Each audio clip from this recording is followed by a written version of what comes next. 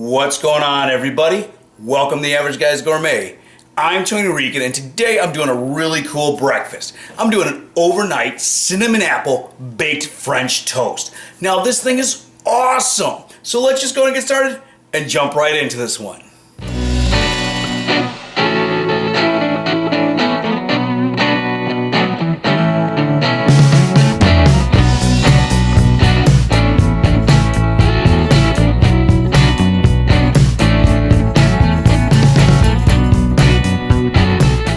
This is another pretty simple recipe. There's a little bit of prep work involved in it though. Like I said, this is an overnight bake. So what I'm going to do is I'm going to start by prepping my French bread. I'm going to go ahead and take my loaf and cut it into chunks.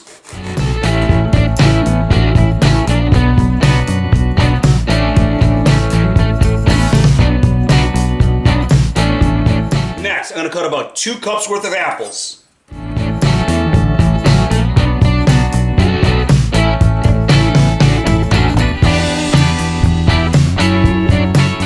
Now, I like apple, so I actually went ahead and I cut about 3 cups. I'm going to go ahead and take my apple and mix that in with my bread.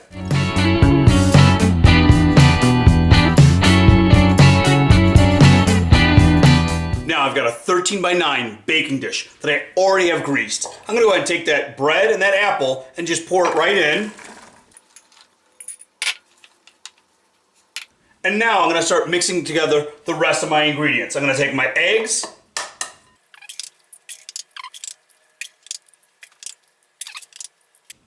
my milk, my heavy cream,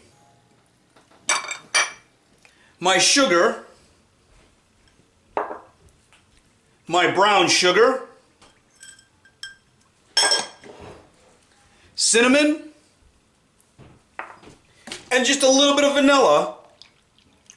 I'm going to go ahead and whisk this all together.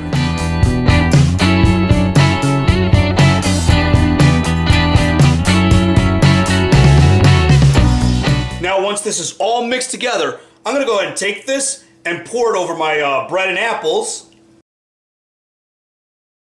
Then what I'm going to do is I'm going to take a piece of plastic wrap, cover the whole thing. I'm going to let this sit in the refrigerator overnight. Now, after my French toast has been in the fridge overnight, I went ahead and I preheated my oven to 350 degrees and I popped it in there. I'm going to let it go for about 40 minutes. Now while that's in the oven, I'm going to go ahead and start prepping my topping. For this, I'm going to take my flour, my brown sugar,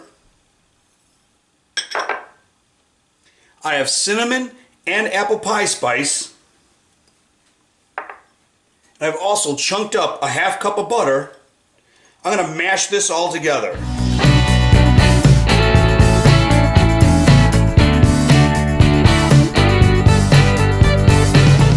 Now I mash that till it sticks together and it's got this nice crumbling texture to it. Now, once that French toast is done in the oven, it's cooked for about 40 minutes, what I'm going to do is I'm going to take this topping, I'm going to go ahead and crumble it over the top of that French toast. Then I'll pop it back in the oven for about 5 more minutes and this one is done.